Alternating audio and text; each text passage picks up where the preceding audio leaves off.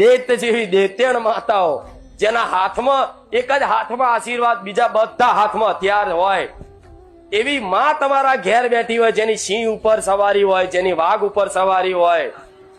આવી બધી માતાઓ વાઘ જેવી બેઠી હોય, જેને રાક્ષસોના કદાચ ડોકા કાપી કાપી ગળામાં માળા ધારણ કરી હોય.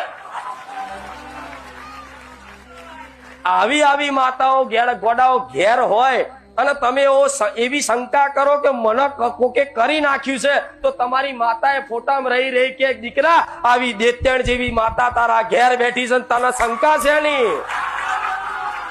આવી વાઘ જેવી તારા ઘેર માતા બેઠી છે અને તને આ વાતનો વિચાર શેનો આવ્યો કે કોકે મારી પર કરી નાખ્યું છે? વડા તમારી એ વિશ્વાસ ઉપર કલંક થાય જ્યારે તમે આ વાતનો સંદેહ કરો કે મને કોઈક ભૂત નડે છે, મને કોઈક ચુડેલ નડે છે, મને કોઈક માણસ નડે છે, મને કોઈક વિદ્યા નડે છે, કોઈએ મારો ધંધો બાંધી દીધો છે, કોઈએ મારા ઘર ઉપર કરી નાખ્યું છે. તારે તમારી માતાએ દીવામાં બેઠેલી માતા વડા એવો અફસોસ કરતી હોય કે હટ મારા દીકરાને એટલો વિશ્વાસ નહીં કે એના ઘેર બેઠેલી માતા હું ધારું ને તો આખું બ્રહ્માંડ ડોલાવું, એ માતા છે જે કોઈને ગોઠી નહીં.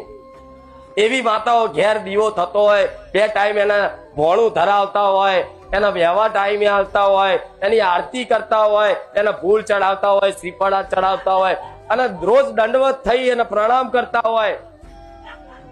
અને ગોડા આવી શંકા કરો તો માતાઓ એમ કે દીકરા તને હજુ મારી અલૌકિક મહિમા, મારી શક્તિનો અહેસાસ નહીં તો દેવી શક્તિ કમ નહીં. ગોડાઓ હું જેમ છું એવી ને એવી તમારી માતાઓ ઘેર બેઠી છે.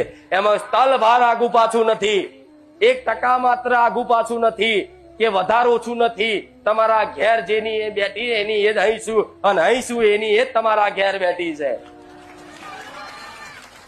પણ આટલી આવી પાવર થી આટલી મારી મહિમા જગતમાં કેમ ફેલાઈ? કેમ કે મારા દીકરાએ મને સ્વીકારી લીધી, મારા દીકરાએ આખું જીવન એને મારા સમર્પિત કરી દીધું, મારા શરણો મૂકી દીધું કે માં તું જે કરે ને લે, હું તારો દીકરો છું, મારાથી કઈ થાય એવું નહીં. હવે તું સંભાળો તો મારી બાપ દાદાની માતા તું સંભાળો, તારે મારા દીકરાને ખોરામ લઈને ફરવું છું.